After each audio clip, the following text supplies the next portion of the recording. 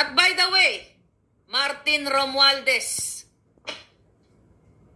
Martin Araneta, Marcos Jr., hindi lang si Lisa. Ayon sa ating source, kasabwat kayo sa pagkidnap. Nagulat kayo, no?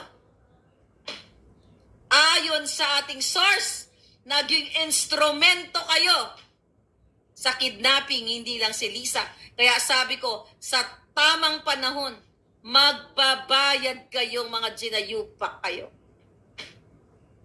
Dapat nyong makulong ng panghabang buhay. Sabi ko nga, kung meron lang gurgur na parusa, dapat magurgur kayo sa mga kasalanan, hindi lang sa kidnapping, sa pulburonik, sa pagnakaw, sa kaba ng bayan. Kaya nga ang mga kongresista,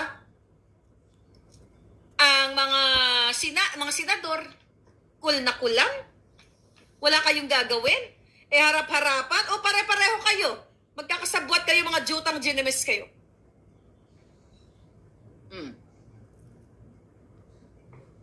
Dito sa Mindanao, uso kidnap ng mga bata.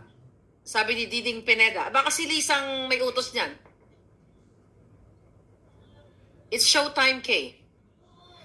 Defend the flag. Destroy Bangag, sabi ni Dance Scorpion.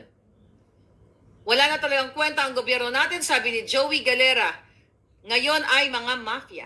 Firing squad, Madam sa Luneta, sabi ni Marilyn Santos. Sabi ko nga kung ako ang magbibigay sa kanila palangga, kulang ang firing squad sa kanila. Yung pinakamalupit. Lagyan ko ng tamtax yung kipay ni Lisa. Diba? Kulang pa yun.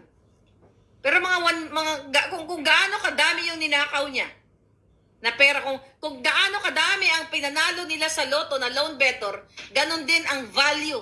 Bibili lahat. Kung magkano yung ninakaw nila, bibili ng tamtax at ilagay sa kipay, labong. Yun ang kabayaran. Diba? Si Carlo.